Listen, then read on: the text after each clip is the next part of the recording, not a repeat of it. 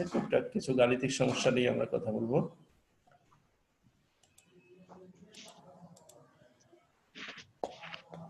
তো আজকের যে আমাদের শিক্ষণ ফল সেটা একটু আগেই বললাম, সেটা হলো পরমাণু মডেল সংক্রান্ত গাণিতিক সমস্যা।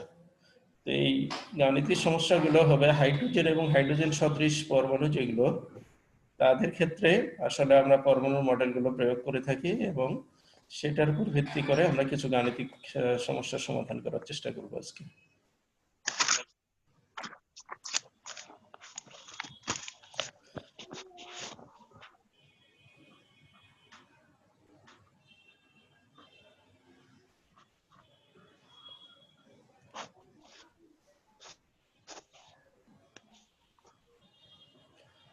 ম্যাক্সিমাম ক্ষেত্রে আমাদের বোর মডেলের প্রয়োগ হবে অঙ্কগুলো করার সময়। পাশাপাশি আরো কিছু সূত্র আসবে যেগুলো আমরা কোয়ান্টাম আলোর কোয়ান্টাম তত্ত্বে পড়ছিলাম, আলো সংক্রান্ত কোয়ান্টাম তত্ত্বে, সেগুলো আমরা প্রয়োগ করব। তো আমরা যে সূত্রগুলো প্রয়োগ করব সেগুলো এক নজর দেখে নেই। প্রথম সূত্র, একটা সূত্র আমরা প্রয়োগ করব, mvr = nh/2 পাই। এই সূত্রটা আমরা প্রয়োগ করব, যেখানে m হলো, তোমাদের মনে আছে নিশ্চয়ই, m হলো ইলেকট্রনের ভর, v হলো ইলেকট্রনের বেগ, আর হলো কি ব্যাসার্ধ, নিউক্লিয়াস থেকে যে কক্ষপথে ইলেকট্রনটা আবর্তন করছে তার ব্যাসার্ধ, n হলো যে কক্ষপথে ইলেকট্রন আবর্তন করছে তার সংখ্যা, অর্থাৎ প্রথম কক্ষপথের জন্য n এর মান 1 হবে, দ্বিতীয় কক্ষপথের জন্য 2, 3 ইত্যাদি হবে। এই হলো প্লাঙ্কের ধ্রুবক, এটা নির্দিষ্ট মান আছে, তোমাদের মনে আছে কারো প্লাঙ্কের ধ্রুবকের মান মনে আছে? প্লাঙ্কের ধ্রুবক, আচ্ছা হোক, চেষ্টা করে দেখে নেবা, 6.626 গুণন 10⁻34 জুল সেকেন্ড। পাই জানো তোমরা, গাণিতিক ধ্রুবক একটা, এই সূত্র আমরা প্রয়োগ করব। অর্থাৎ এখানে রাশিগুলোর পরিচয় এই দেয়া আছে। ইলেকট্রনের ভর আমরা জানি 9.1 × 10⁻31 কেজি, কিলোগ্রাম যখন হবে 10⁻31 হবে, আর গ্রামে হবে 10⁻28 গ্রাম। তোমাদের এই এককগুলো ভালো করে মাথায় রাখতে হবে, একক না লিখলে কিন্তু অঙ্কে নাম্বার পাবে না। vn বলতে এই যে এখানে যে ভিটা ব্যবহার করা হচ্ছে, এখানে n তম, n হলো একটা সংখ্যা হবে, প্রথম দ্বিতীয় তৃতীয় ইত্যাদি কক্ষপথের কক্ষপথ। তারপর rn বলতে যে কোনো r আমরা ব্যবহার করব, এখানে n তম কক্ষপথের ব্যাসার্ধ।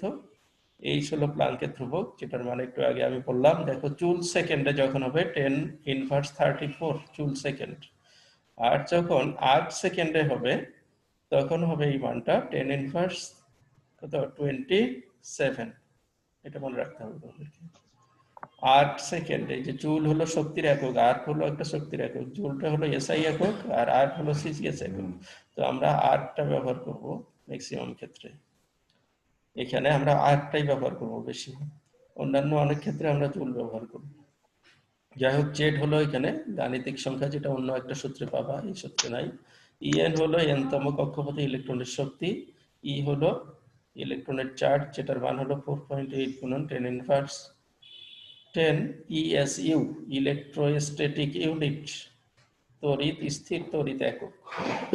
আর এটার কুলম্বে মানটা হলো, এটা তো আমরা ESU এককটাই ব্যবহার করব এখানে, যখন সিজিএস এককে আমরা মানগুলো ব্যবহার করব তখন এটা ব্যবহার করবো। যে বেগের একক ধরবো আমরা সেন্টিমিটার/সেকেন্ড ধরবো, শক্তির একক ধরবো আর্ক, এইভাবে আমরা অঙ্কগুলো করব।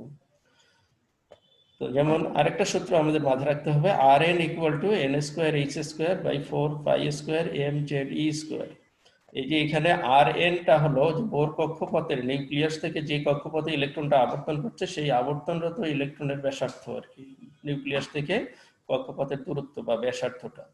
এই সমীকরণটা প্রতিষ্ঠা করা যায়, তোমরা ফিজিক্সে পড়বা, এই সমীকরণটা প্রতিপাদন করানো হয় ফিজিক্সে, কেমিস্ট্রিতে আমরা প্রতিপাদন করাই না, আমরা সরাসরি এটা দিয়ে অঙ্কগুলো করি আর কি। তো সূত্রটা তোমাদেরকে মনে রাখতে হবে। রাশিগুলো, অন্যান্য রাশিগুলো, যে জেড হলো পারমাণবিক সংখ্যা, অর্থাৎ নিউক্লিয়াসে কয়টা প্রোটন আছে এই প্রোটনের সংখ্যাটা হবে জেড। যেমন হাইড্রোজেনের ক্ষেত্রে জেড এর মান হবে 1, যদি এটা হিলিয়াম আয়ন হয় তখন জেড এর মান হবে 2, লিথিয়ামের ক্ষেত্রে জেড এর মান হবে 3 ইত্যাদি, এরকম হবে। মানে নিউক্লিয়াসে কয়টা প্রোটন আছে, প্রোটন সংখ্যাটা এটা, বা পারমাণবিক সংখ্যাটা জেড।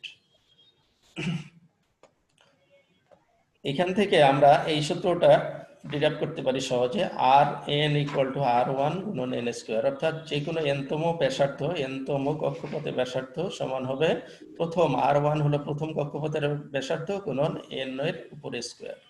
মনে করো তুমি তৃতীয় কক্ষপথের ব্যাসার্ধ যদি বের করতে চাও, তাহলে এন এর জায়গায় 3 বসাবা, অর্থাৎ তৃতীয় কক্ষের ব্যাসার্ধ হবে আর থ্রি ইকুয়াল টু হবে আর ওয়ান গুণন 3 এর উপর স্কোয়ার মানে 9, অর্থাৎ প্রথম কক্ষপথের 9 গুণ হবে তৃতীয় কক্ষপথটা। অনুরূপভাবে প্রথম কক্ষপথের 4 গুণ হবে দ্বিতীয় কক্ষপথটা। প্রথম কক্ষপথের 16 গুণ হবে, এন এর মান যদি 4 বসাও তাহলে 16 গুণ হবে চতুর্থ কক্ষপথ।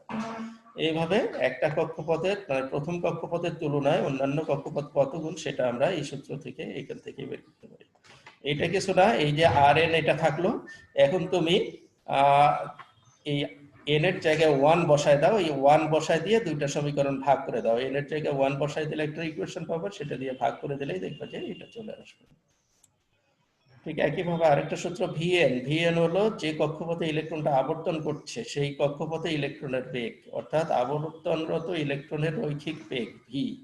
এই ভিটা যদি আমরা বের করতে চাই রৈখিক বেগ, তখন হবে 2 pi Z is v square divide by ns, মানগুলো এখানে বলা আছে। এবং একইভাবে আমরা এখানে দেখাতে পারি যে এন গুণন VN equal to V one, অর্থাৎ প্রথম কক্ষপথে ইলেকট্রনের যে বেগ সেটার সাপেক্ষে যে কোনো কক্ষপথে ইলেকট্রনের বেগ বের করতে চাইলে এন এর মান সেই কক্ষপথের মানটা বসাই দেবা, দিলে আমরা পেয়ে যাব। ইএন ইকুয়াল টু এটা মাইনাস আছে এখানে একটা লক্ষণীয়, ই হলো শক্তি, ইলেকট্রনের শক্তি, ইলেকট্রনের শক্তি কিন্তু মাইনাস হয়। এটা অনেক সময় প্রশ্ন উচ্চতর শ্রেণীতে করা হয়, তোমাদের জন্য করা হয় না, কারণ তো বোর্ডের প্রশ্ন আসে না, তারপরেও জেনে রাখা ভালো। ইলেকট্রনের শক্তি কিন্তু মাইনাস হয়। মাইনাস হওয়ার পিছনে কারণ হলো আমরা জানি যে যখনই কোনো আকর্ষণ স্বতঃস্ফূর্ত ভাবে হয় তখন কিন্তু সেখানে শক্তির প্রয়োজন হয় না, সেখানে শক্তি উৎপন্ন হয়, আর উৎপন্ন শক্তিকে আমরা নেগেটিভ ধরি। তো আমরা জানি নিউক্লিয়াসে থাকে প্রোটন, আর বাইরে ইলেকট্রনগুলো আবর্তন করে বিভিন্ন কক্ষপথে। তো এই বাইরে আবর্তনরত ইলেকট্রনগুলো স্বাভাবিকভাবে নিউক্লিয়াস দ্বারা আকৃষ্ট হয় এবং এই আকর্ষণটা স্বতঃস্ফূর্ত ভাবে হয়, যার জন্য এখানে স্বাভাবিকভাবেই ইলেকট্রনের শক্তিটা নেগেটিভ হয়ে যায়। যদি এই আকর্ষণটা স্বতঃস্ফূর্ত না হতো, অর্থাৎ ইলেকট্রনটাও যদি পজিটিভ চার্জ যুক্ত হতো, নিউক্লিয়াস পজিটিভ চার্জ, তখন শক্তিটা হচ্ছে পজিটিভ। তো যেহেতু এখানে ইলেকট্রন আর নিউক্লিয়াসের মধ্যে স্বতঃস্ফূর্ত আকর্ষণ ঘটে, এই জন্য ইলেকট্রনের শক্তিটা হবে নেগেটিভ। এটা মাথায় রাখবা, ইলেকট্রনের শক্তি কিন্তু negative, minus 2 pi square M Z square E four divide by N square H square. তো এখান থেকে ওই আগের মতোই এন এর মান একবার 1 আর একবার এন রেখে আমরা যদি ভাগ করে দিই, ওই এরকম একটা সমীকরণ পাবো, সেটা হলো N square E N equal two ই ওয়ান, অর্থাৎ প্রথম কক্ষপথে যে শক্তি হবে তার মনে করো এন তম কক্ষপথের স্কোয়ার করলে ওই শক্তিকে গুণ করলে প্রথম কক্ষপথের শক্তি হবে সমান হবে। এই সমীকরণটা আমরা পেতে পারি এখান থেকে। তো এই সমীকরণগুলো তোমরা একটু দেখে রাখবা, অঙ্ক করার সময় আমরা বিভিন্ন সময় এইগুলোকে ব্যবহার করব। সমস্যা 1, এখানে বলা হচ্ছে বোর মডেল অনুযায়ী হাইড্রোজেন পরমাণুর এম শেলের ব্যাসার্ধ নির্ণয় করো। এখন এম শেল বলতে আমরা কি বুঝি? আমরা জানি শেলগুলোকে নাম্বারিং করা হয় K shell, L shell, M shell, N shell ইত্যাদি। তো কে এর জন্য এন এর মান ধরি আমরা 1, কে তারপরে এল এর জন্য 2, এম এর জন্য এন এর মান কত হবে? 3 হবে। এন এর মান 3 হবে, অর্থাৎ প্রধান কোয়ান্টাম সংখ্যা আমরা যেটা এন, এর তৃতীয় কক্ষপথটাকে বলি আমরা এম শেল। তাহলে এন এর মান হবে 3। তো এখানে ব্যাসার্ধ যাচ্ছে, তাহলে আমাদের সূত্রটা আসবে ব্যাসার্ধের ইকুয়েশনটা আনতে হবে আগে।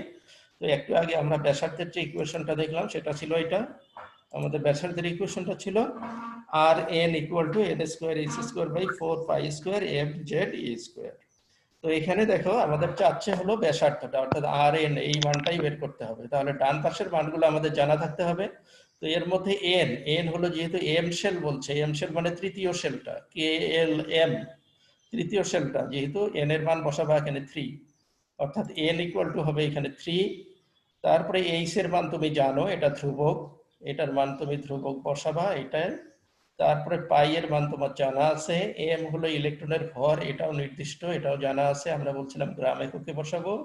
জেড, জেড এখানে কত বসাবো বলছে, এখানে পরমাণু হলো হাইড্রোজেন পরমাণু, যেহেতু হাইড্রোজেন পরমাণু বলতেছে জেড এর মান হবে 1 আর ই হলো ইলেকট্রনের ভর। ইলেকট্রনের ভর আমরা সিজিএস এককে এই কাজগুলো করব, এই জন্য সিজিএস এককে আমরা ইএসই ওটা বসাবো, ইলেকট্রোস্ট্যাটিক ইউনিট, যেটা 4.8 ইনটু 10 এর পাওয়ার 10 ইনভার্স 10 এত ইউএসই, এই মানটা আমরা বসাবো। বসিয়ে আমরা ক্যালকুলেট করলে মানটা পেয়ে যাবো। এখানে বড় হাতের এন লেখা হয়ে গেছে, আসলে এটা ছোট হাতের এন হবে, n ইকুয়াল টু 3। যাই হোক, এই মানগুলো পুট করবা, পুট করলেই আর এর মান আসবে। এখন বলো তো আর এর একক কি হবে, কোন এককে হবে আরটা, যে কেউ একজন বলো তো দেখি, তোমাদের মাইক্রোফোন অন করে বলো আর এর একক কি হতে পারে। মিটার। মিটার কেন হবে? আমরা দেখো এইখানে এমটা বসাচ্ছি গ্রামে, সিজিএস একক, তারপরে এইচটা হলো আর্ক সেকেন্ড, এটাও সিজিএস একক, তারপরে ইএসইউ এটাও কিন্তু সিজিএস একক। হ্যাঁ, অতএব আমাদের এখানে সিজিএস এককে দৈর্ঘ্যের একক, ব্যাসার্ধের একক হবে সেন্টিমিটার। অর্থাৎ অ্যান্সারটা আসবে, তুমি ক্যালকুলেশন করে যেটা পাবা সেটা হবে সেন্টিমিটার। পরে এটাকে যদি তুমি মিটারে পরিণত করতে চাও 100 দিয়ে ভাগ করবা, মিটারে হয়ে যাবে। বুঝতে পারছো? তো উত্তরটা আমি এখানে দেইনি, তোমরা উত্তরগুলো নিজেরা ক্যালকুলেশন করবা। ক্যালকুলেশন করে আমি এটা যখন আমাদের গ্রুপটায় দেবো, রোকেয়া কলেজের গ্রুপটায় দেবো, সেখানে তোমরা উত্তরগুলা যার যেটা উত্তর পেলা উত্তরগুলা লিখে দেবা কমেন্ট বক্সে। তারপর আমি দেখবো কার উত্তরটা সঠিক।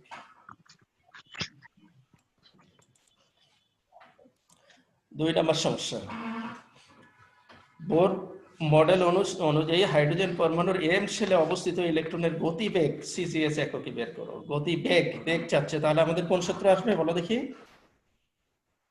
গতিবেগ বের করতে বলছে এম শেলে, এটাও এম শেলে দেয়া আছে, অর্থাৎ তৃতীয় শেলে।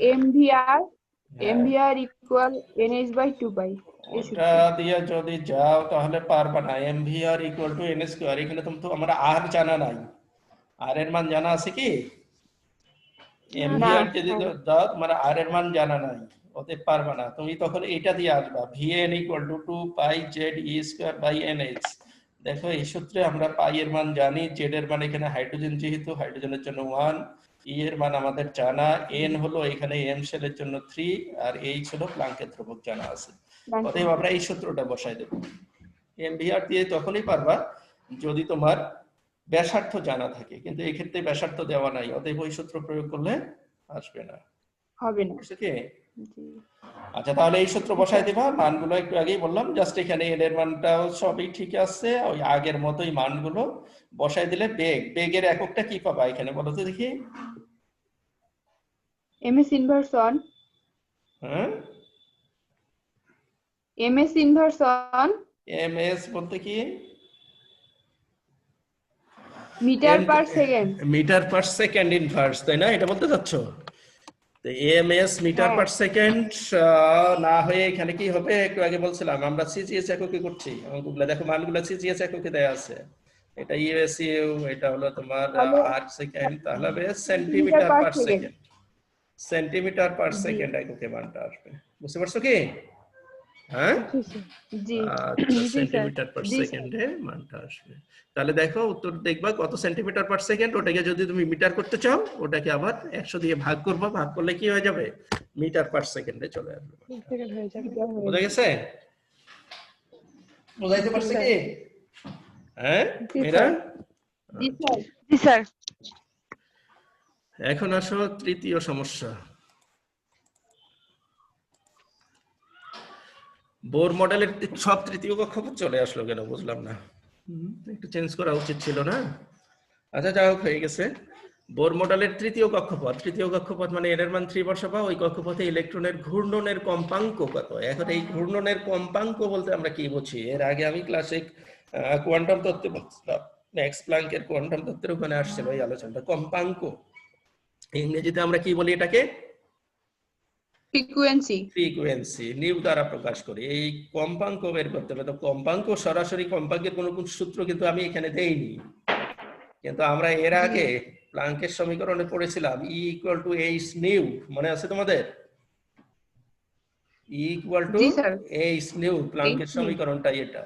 তো আমরা যদি ই বের করতে পারি, ই হলো শক্তি, ইলেকট্রনের শক্তি বের করে ওখানে ওই সূত্রটা প্রয়োগ করলেই ওখানে আমরা ফ্রিকোয়েন্সি পেয়ে যাব। বুঝতে পারছো কি কি বলতে চাচ্ছি? প্রথমে আমরা শক্তি বের করব, তৃতীয় কক্ষপথে শক্তি বের করব, তারপরে শক্তি বের করার পরে এই শক্তির থেকে আমরা কি বের করব, ফ্রিকোয়েন্সিটা বের করব। অর্থাৎ আমরা প্রথম যে কাজটা করব সেটা হলো ইলেকট্রনের শক্তি। এখানে ইলেকট্রনের বেগ দেয়া আছে, তাই না? ও আচ্ছা, তৃতীয় কক্ষপথে ইলেকট্রনের বেগ দেয়া আছে, একটু মিনিমাইজ করে। এই যে বেগ দেয়া আছে এত সেন্টিমিটার পার সেকেন্ড, তার মানে ভি দেয়া আছে, বুঝতে পারছো? ভি দেয়া আছে, এখানে বেগ দেয়া আছে, তাহলে তোমার ইলেকট্রনের ঘূর্ণনের কম্পাঙ্ক বের করো, মানে প্রতি সেকেন্ডে কতবার ঘুরতেছে, এটা বেগ থেকে আসতে হবে। তাহলে আমরা যদি এটা আসতে চাই, আমরা যদি সমাধান করে এইভাবে কক্ষপথের পরিধি আমরা বের করতে পারি, কম্পাঙ্ক আমরা শক্তি থেকেও বের করতে পারতাম, কিন্তু এখানে বেগটাকে আমাদের ব্যবহার করতে হবে, যেহেতু তথ্য দেয়া আছে ইলেকট্রনের বেগ, এই বেগটা আমাদের ব্যবহার করে আসতে হবে। তো আমরা এই ক্ষেত্রে পরিধি বের করব। পরিধি বের করার জন্য আমাদের সূত্র ওই যে ওটা একটু আগে যেটা বলতে চাচ্ছিলাম, mvr = nh/2π। এখান থেকে দেখো, এই যে আমরা পরিধি জানি 2πr, এটা হলো বৃত্তের কি পরিধি। তো এই যে r এর জায়গায় আমরা কি বসাতে পারি, এই মানটা বসাতে পারি, r = এটা। তাহলে এখান থেকে আসতেছে 2πr, কত সেন্টিমিটার এটা আসলো। এটা একটু অন্যভাবে করছি আমি, এখানে যেটা বলছিলাম আমরা শক্তি দিয়েও আসতে পারতাম। তো যাই হোক, আমরা এইখানে ইলেকট্রনের বেগ দেয়া আছে,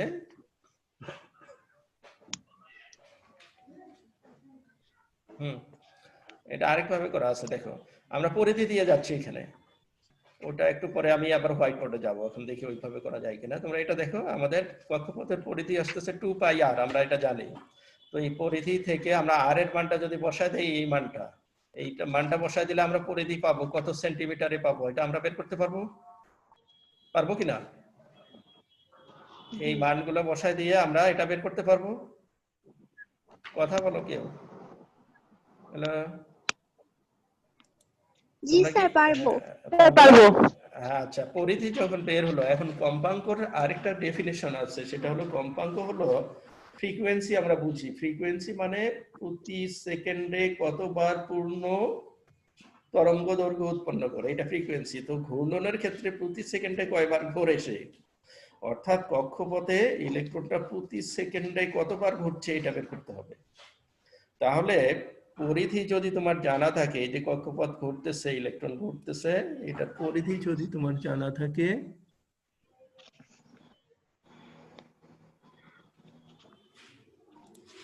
মনে করো ইলেকট্রনটা ঘুরতেছে এই যে এদিক দিয়ে, এই কক্ষপথে ঘুরতেছে, তো এটার পরিধি যদি জানা থাকে, তাহলে 1 সেকেন্ডে সে, তার বেগ জানা আছে আমাদের, তার মানে 1 সেকেন্ডে সে কতটুকু যায়, মনে করে 1 সেকেন্ডে সে এখান থেকে এখানে গেল, এতটুকু দূরত্ব অতিক্রম করলো, তাহলে এই পরিধিটা অতিক্রম করবে সে কত সেকেন্ড লাগবে, এটা আমরা বের করতে পারি। আবার সেখান থেকে ভাগ করে আমরা কি বের করতে পারি, যে প্রতি সেকেন্ডে সে কতবার ঘুরবে এটা বের করতে পারি। কেননা পরিধি যত, তত দূরত্ব অতিক্রম করতে তার সময় লাগবে কি, এইখানে তোমার যে বেগটা হবে সেই বেগটা সময় লাগবে, এটা থেকে আমরা বের করতে পারি সূত্র। হ্যাঁ, কি সমস্যা হচ্ছে? সরি,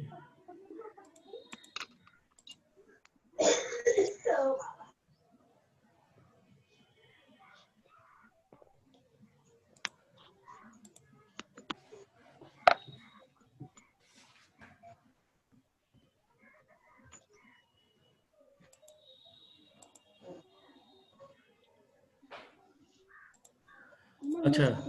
তাহলে আমরা এখান থেকে বের করতে, এই যে মানগুলো বসায় দিয়ে আমরা এটা পরিধি বের করব, তারপরে পরিধির আমরা এই সূত্রটা বসাবো, অর্থাৎ কম্পাঙ্ক হলো বেগ ভাগ পরিধি, অর্থাৎ প্রতি সেকেন্ডে সে এত সেন্টিমিটার অতিক্রম করছে, এই বেগটাকে যদি আমরা পরিধি দিয়ে ভাগ করি, তাহলে সে 1 সেকেন্ডে কতটুকু ঘুরতেছে, এটা আমরা কয়বার ঘুরতেছে সেটা বের হয়ে যাবে, অর্থাৎ কম্পাঙ্ক সমান সমান হবে এটা। আমরা এইভাবে আসতে পারি অঙ্কটা। তো এইভাবে তোমরা উত্তরটা বের করবা। আরেক ভাবে আমরা করতে পারি কিনা সেটা দেখো। আমরা সেটা করতে চাইলে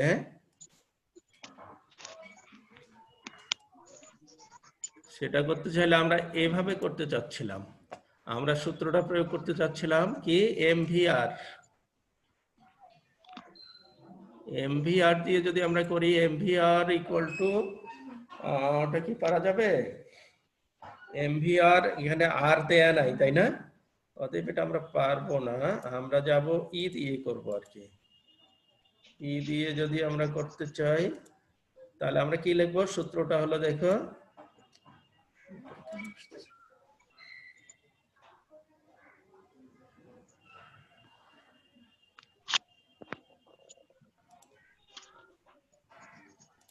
আচ্ছা, আমরা যদি ই দিয়ে করতে চাই আমরা সমীকরণটা জানি, ওই যে ই এর সমীকরণটা, ই ইকুয়াল টু আমরা কি জানি, ই ইকুয়াল টু মাইনাস 2 পাই, এখানে কি ছিল বলো দেখি, 2 পাই, সূত্রটা বলো কেউ, মনে নাই, আর square Z E4, Z square E4 না, দেখো তো সূত্রটা, একজন দেখে বই দেখে কনফার্ম হয়ে বলো সূত্রটা কি। একটু আগে আমরা লিখছিলাম সূত্রটা, -2 pi square m Z E to the power 2 pi square আছে, তারপরে এটা কি স্যার। 8টা নাই না, m না স্যার, এটার জায়গা হবে এম, m M স্যার হ্যাঁ by M n square h square M M M এর পর কি আছে, Z square E4, e to the power 4 হ্যাঁ এন স্কোয়ার আর H এইচ স্কয়ার। স্কোয়ার, এটা তো মানটা। তো এই মান থেকে দেখো, এই মানগুলো আমাদের সবগুলো জানা আছে তাই না, তো এখান থেকে আমরা কি বের করতে পারি, এখান থেকে আমরা শক্তি বের করতে পারবো, ইটা বের করতে জি পারবো। স্যার তো ই যদি আমরা এখান থেকে বের করি, ইলেকট্রনের শক্তি বের হলো, এই শক্তি থেকে আমাদের যে ফ্রিকোয়েন্সি, ওখানে যে ফ্রিকোয়েন্সিটা আছে, আমাদের যে সূত্রটা আমরা জানতে চাচ্ছি, যে সূত্রটা, এটা দিয়ে আসলে এটা হবে না, আমি আবার ওই সূত্র দিয়েই করতে হবে। আমরা বলতে চাচ্ছিলাম এইটা, এটা কেন হবে না বলি তোমাদেরকে, আসলে ওটাই ঠিক আছে, আমি যেটা করছি ওখানে স্লাইডে সেটাই ঠিক আছে। দেখো এই সূত্র যদি আমরা আনতে চাই তাহলে সমস্যাটা হবে কি, এইখানে আমাদের বুঝতে হবে যে এখানে কিন্তু ই ইকুয়াল টু এইচ নিউ, এই সমীকরণটায় যে নিউটা, এই যে নিউ, এটা ভি এর মতো দেখা যাচ্ছে, আসলে এটা হলো নিউ, এই নিউটা হলো কিন্তু যে তরঙ্গটা তার ফ্রিকোয়েন্সি, অর্থাৎ এই শক্তি, যে শক্তিটা তরঙ্গ আকারে যাচ্ছে, এই শক্তিটার ফ্রিকোয়েন্সি হলো নিউ। কিন্তু আমাদের এখানে যেটা চাচ্ছে সেটা হলো এই ইলেকট্রনটা কক্ষপথে আবর্তন করছে, এই আবর্তনের ফ্রিকোয়েন্সি, মানে সে প্রতি সেকেন্ডে কতবার আবর্তন করছে এই কক্ষপথে, এটা চাচ্ছে। অতএব এইটা বের করতে গেলে আমাদের পরিধির মাধ্যমে আসতে হবে, আমাদের স্লাইডে যেটা আছে সেটার মাধ্যমে আসতে হবে, এই সমীকরণ দিয়ে আসলে হবে না। বুঝতে পারছো কি, এই সমীকরণ দিয়ে কেন হবে না, এখানেও আমরা নিউ পাবো, কিন্তু এই নিউটা হবে আমাদের যে ইলেকট্রনটা আছে, ইলেকট্রনটার নিজের ফ্রিকোয়েন্সি, যে নিজে যে বেগ অতিক্রম করতেছে সেখানে ফ্রিকোয়েন্সি, কিন্তু এখানে যাচ্ছে কক্ষপথে আবর্তনের ফ্রিকোয়েন্সি, কতবার আবর্তন করছে সেটা, এটাকে পরিধির মাধ্যমেই আসতে হবে। অতএব এটা আমাদের কি দিয়ে আসতে হবে বলো, ওই যেভাবে করা আছে স্লাইডে ওইভাবেই করবা, না হলে আসতে পারবে না। তো যাই হোক, এইভাবে এই সূত্র দিয়েই করবা, তাহলে এখানে আমাদের এটা বাদ যাবে, লেখাটা ডিলিট করে দেই, নাহলে আবার এটা থেকে যাবে।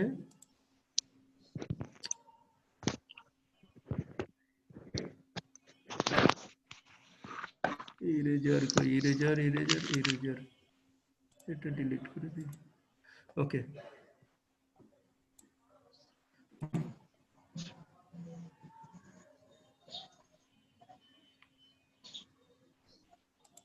তো এইভাবে এটা করলাম, 3 নম্বর সমস্যা গেল। এরপরে সমস্যা 4 আসো। 4 নম্বর সমস্যা আমাদের কি বলছে দেখি আমরা,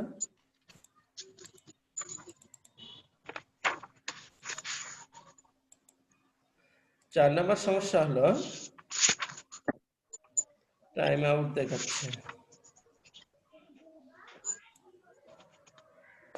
আমাদের সময় শেষ দেখাচ্ছে।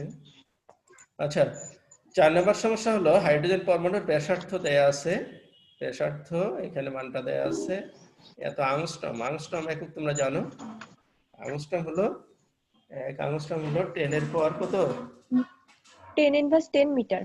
10 ইনভার্স নাই, 10 এর পর 10, ও 10 ইনভার্স 10 মিটার, আর সেন্টিমিটারে হবে 10 ইনভার্স 10 8 সেন্টিমিটার। 10 ইনভার্স 8 সেন্টিমিটার আর 10 মিটার। হ্যাঁ ঠিক আছে, এই অ্যাংস্ট্রমকে আমরা সেন্টিমিটারে পরিণত করব ব্যাসার্ধটাকে। এটা হলে কি যাচ্ছে লিথিয়াম 2+, লিথিয়াম 2+ মানে তার নিউক্লিয়াসে আছে হলো 3টা ইলেকট্রন, কিন্তু বাইরে সরি 3টা হলো প্রোটন, বাইরে আছে একটা ইলেকট্রন, অর্থাৎ এটা হাইড্রোজেন সদৃশ।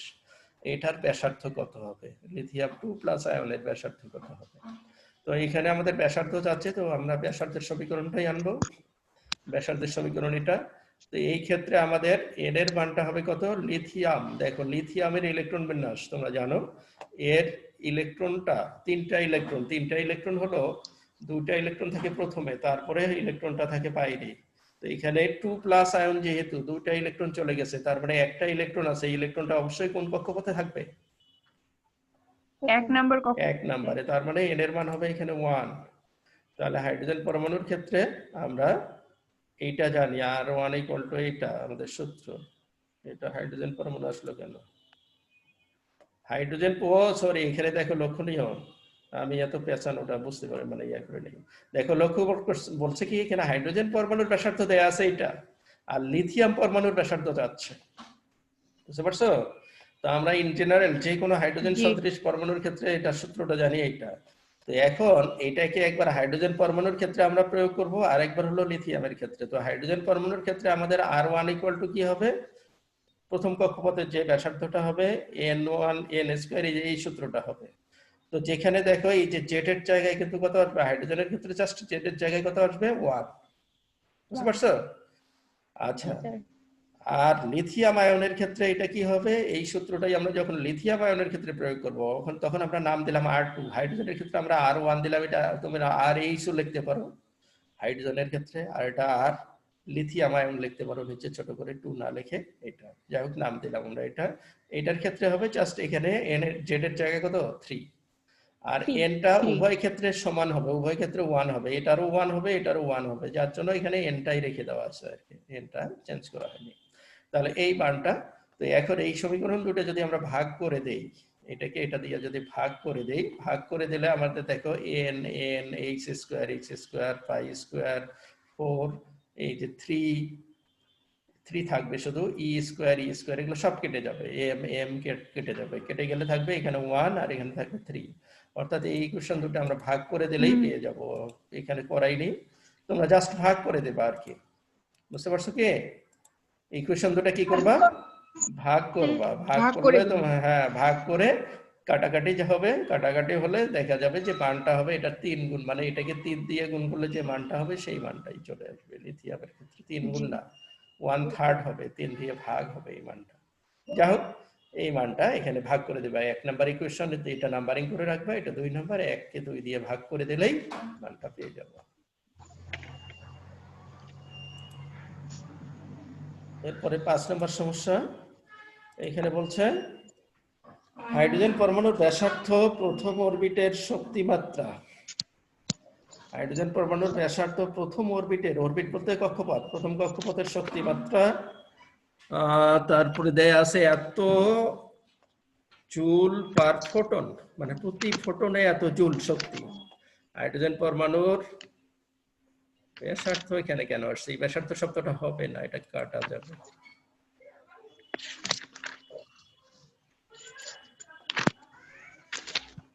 এই ব্যাসার্ধটা এটা থাকবে না, এটা কাটা যাবে। তাহলে কি হলো, হাইড্রোজেন পরমাণুর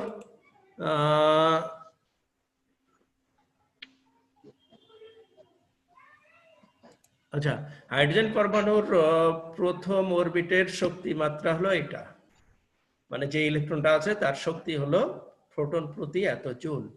তাহলে পঞ্চম অরবিটের শক্তি মাত্রা কত হবে, তাহলে পঞ্চম কক্ষপথের শক্তি মাত্রা কত হবে? এটা দেখো শক্তির ওই যে প্রথম কক্ষপথের সাথে অন্য একটা কক্ষপথ ইএন এর কক্ষপথের যে সম্পর্কটা আমরা দেখছিলাম, সেই সম্পর্কটা এখানে আমরা কাজে লাগাবো।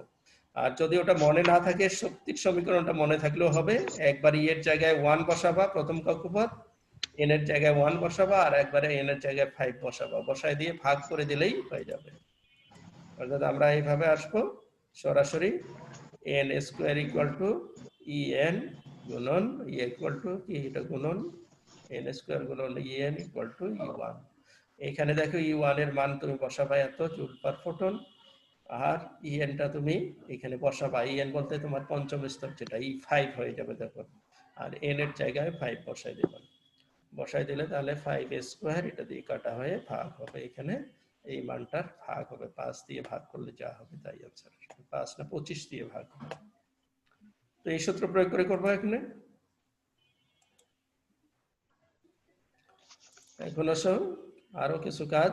হাইড্রোজেন পরমাণুর এল কক্ষপথের ব্যাসার্ধ নির্ণয় করো। হাইড্রোজেন পরমাণুর এল কক্ষপথ, এল কক্ষপথ বলতে কোনটা?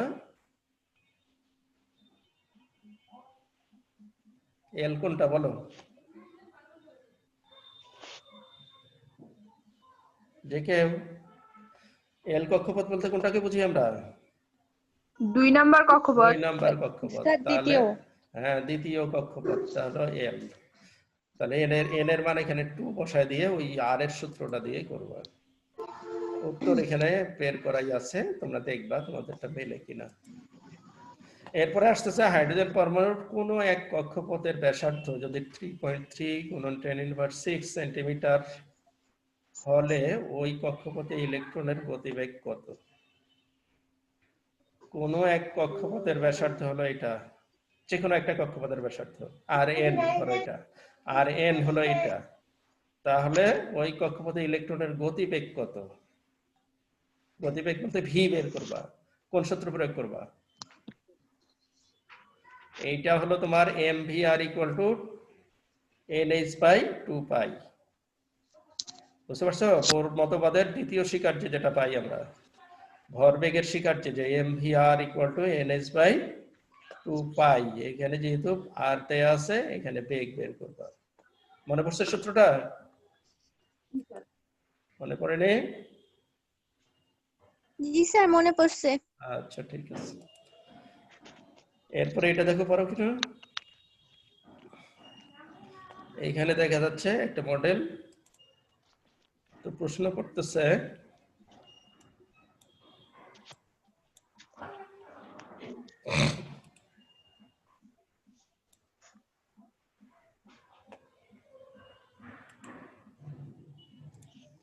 আচ্ছা যেটা প্রশ্ন করা হচ্ছে সেটা হলো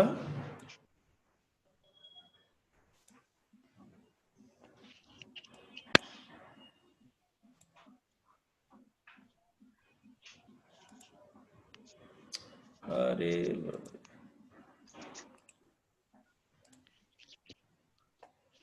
আচ্ছা এখানে বলছে যে হাইড্রোজেন কি পাশের চিত্রে ইলেকট্রন স্থানান্তরের সময়, এটা এইটা হবে না।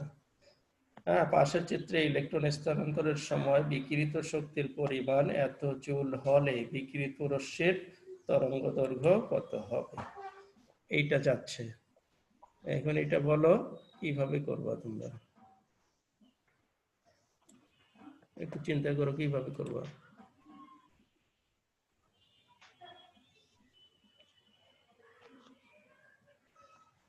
পারবা কি?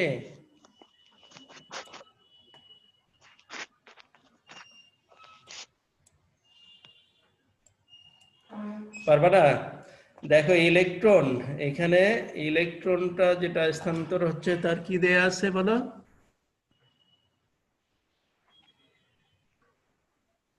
কি দেয়া আছে? ইলেকট্রনের শক্তি দেয়া আছে। ফলে বিকিরিত রশ্মির তরঙ্গদৈর্ঘ্য, এই যে রশ্মির তরঙ্গদৈর্ঘ্য যখন বের করতে যাবা তখন তোমাদের ওই যে ওই সূত্রটা, তোমার প্লাঙ্কের যে সূত্রটা, ম্যাক্স প্লাঙ্কের সূত্রটা এখানে আনতে হবে। অর্থাৎ সূত্র আসবে তোমার E = কি বলো? E = তুমি কি জানো? h নিউ জানো না?